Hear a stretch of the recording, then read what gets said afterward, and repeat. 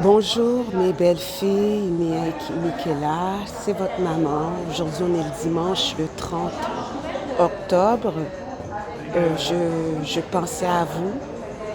Je pensais ce matin j'ai eu un petit temps de dévotion où on dit, dans la dévotion il était question de que on est juste près de, de l'ouverture, du changement de circonstances. Donc, ça m'a fortifié. Je me suis dit, je vais vous parler, je vais faire ce petit vidéo pour pouvoir justement vous encourager. Parce que, vous savez, dans le Seigneur, Dieu nous a appelés justes. Nous sommes appelés justes à cause que nous avons le Seigneur dans notre vie et à cause aussi que nous appliquons sa parole. Donc, il y a un verset qui nous dit aussi, le malheur atteint souvent le juste, mais l'Éternel l'en délivre toujours. Donc, les troubles, les circonstances, les situations difficiles, on n'est pas, à cause qu'on est croyant, on a accepté Jésus, on n'est pas, on a à vivre nos difficultés comme tout le monde sur terre. Toutefois,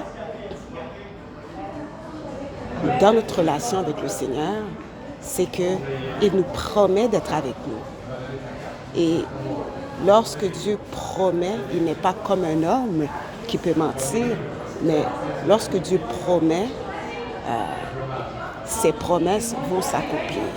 Ça, c'est la seule chose vraiment tangible que nous avons au niveau de la foi. Hein? Cette foi que la parole nous dit, si nous avons la foi aussi petit qu'un petit grain de sénévé, cette foi-là va nous faire, on va dire à la montagne de se déplacer, puis elle va se déplacer.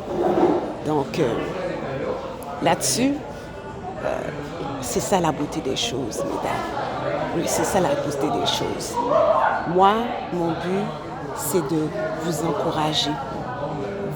Étant votre mère, je vais vous encourager dans cette situation que nous vivons. Cette situation où vous êtes seul. Il n'y a personne de l'entourage autour de vous. C'est juste des inconnus. Mais Dieu merci pour les réseaux sociaux. On peut se permettre, étant parents, de faire des vidéos et vous aurez la chance de les passer, de les repasser, etc. Parce que, sachez une chose, maman vous aime et maman n'a jamais cessé de vous aimer. Donc, cette situation qui se passe est hors de mon contrôle, est hors de mon pouvoir. Et croyez-moi, le Seigneur a tout ça sous contrôle parce qu'il a créé ce monde-là. Donc, ce n'est pas une situation que nous vivons de la sorte qu'il ne peut pas régler. Il a un plan parfait. Il a un timing parfait. Parce que son nom est perfection. Hein? C'est nous qui avons besoin de sa justice. Donc, prenez courage parce que comme il a dit, j'ai vaincu le monde. Il y avait un petit passage, je me suis dit, je veux le partager avec les filles parce que j'ai trouvé ça très pertinent. Ok? Très, très pertinent.